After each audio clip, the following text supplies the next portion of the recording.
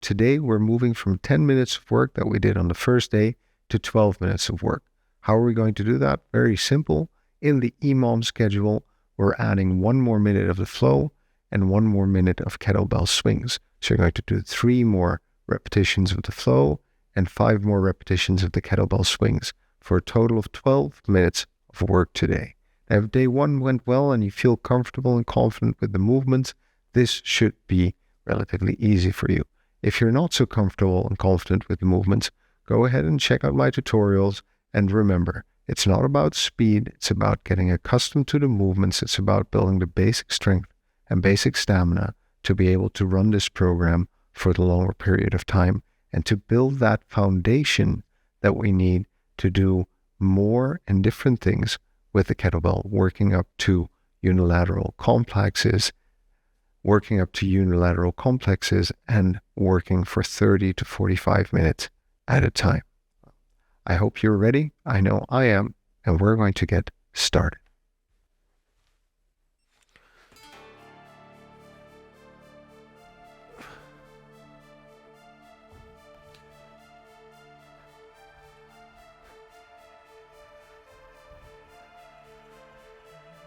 But just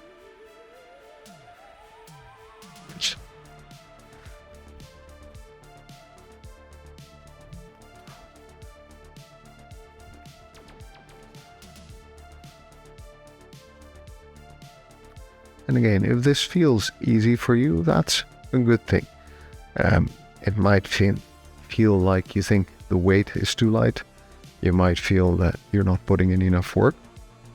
But try to get to the 20 minutes of work over time, or if you're comfortable or confident enough with that, already go for the 20 minutes, so just keep adding sets, as we'll do over the coming weeks, to get to those 20-minute works.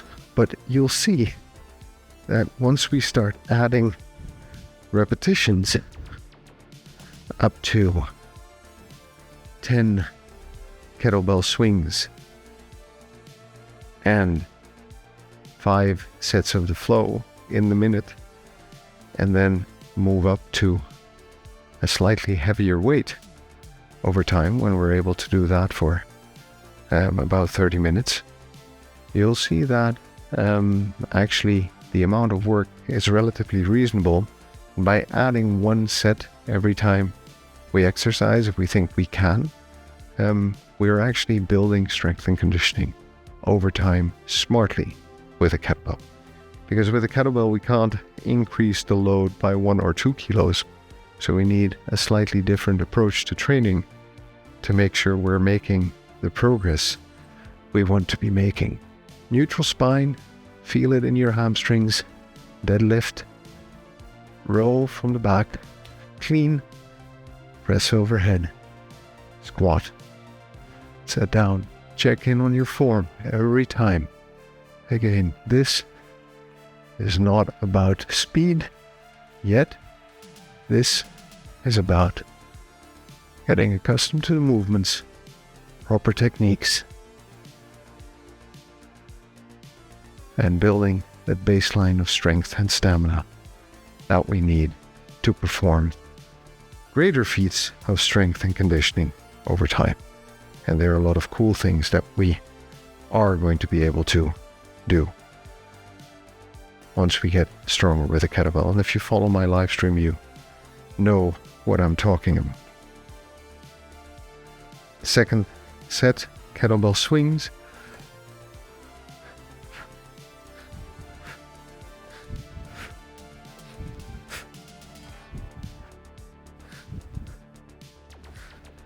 And with the kettlebell swing, it's of course important that we have that hip hinge, which there are drills for in the playlist where you can find this video, that we're explosive in the movement, that we let our arms flow freely. We're not pulling from our shoulders. You can form a plank at the top, and when it comes down, we want to wait as long as we can until the weight pulls us into the next hinge. So we don't want to start hinging when the weight is in front of us. we're going to start hinging, and the weight pulls us into the hinge. And that neutral spine is also important for this deadlift, for the row.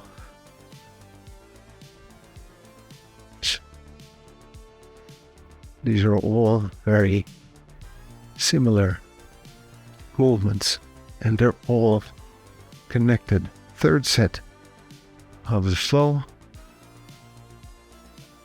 Almost forgot to row there. That's alright. And there we go. Making mistakes is a part of life. Making mistakes in our training is a part of life. So we should be fine and happy to be doing that. I won't worry about it too much. Third set of kettlebell swings coming up.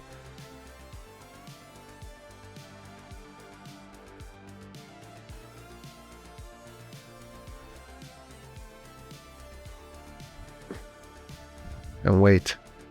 See?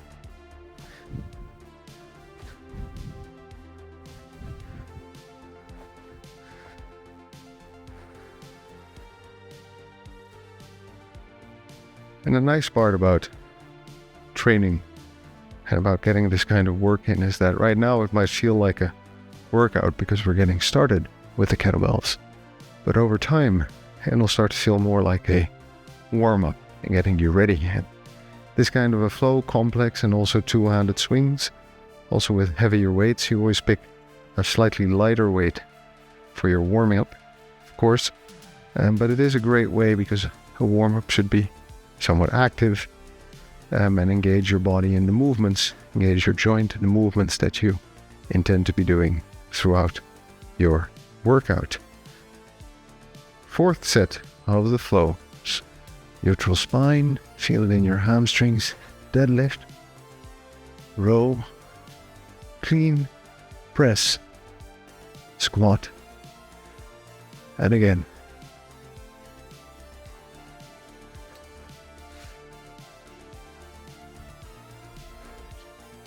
By the way, if your squat isn't that deep, that's completely alright also, or if the overhead press doesn't go as smoothly and comfortable as you want to, that's alright also. Your body is learning something new, and it takes time to adjust to the motion. So if you need to limit the depth of your squat to the height of a chair, or the height of a table, it's completely fine. You don't have to use the full range of motion yet. You need to do what you're capable of. Fourth set of swing.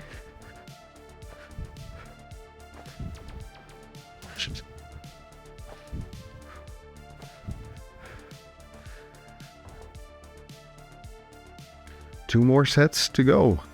This is going to be fun. We're going to add variation over time, also unilateral work, don't worry. In any case, what I was saying is that you don't need to do the full range of motion on the exercises, yet it will come over time. For the overhead press, what's important is that you learn to lock out your legs, pull up your kneecaps, activate your glutes, activate your core, slightly bring your ribcage down. As you activate your back muscles, push up and bring it back down. Show you in a moment in the fifth set. So, deadlift, row, clean, press, squat. And on that press, my body becomes the bench, the foundation of holding the weight up.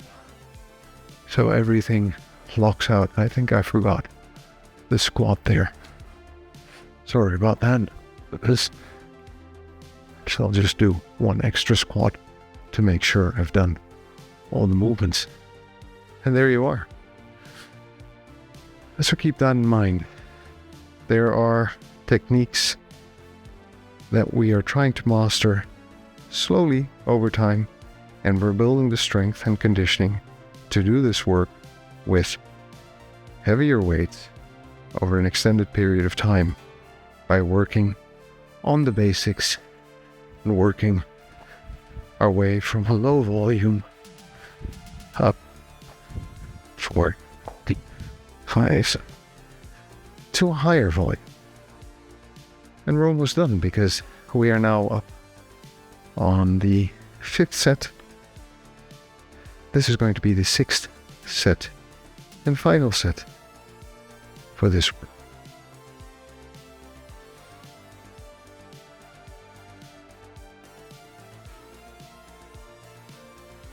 "12 minutes go by like that. You don't need a lot of time to get into a relatively good shape. And I think that's in a large part has to do with our why. Because we're not training to be elite athletes. We're not training to win any competitions. We're just training to be generally fit for the challenges life will throw at us. Last set, feel it in your hamstrings, neutral spine. Try to bend that handle on the kettlebell. Activate those lats. Deadlift. Row. Press. Squat. And again. Deadlift. Row. Press. Squat. And the last one. Deadlift. Row. Press. Squat. And the last set of kettlebell swings.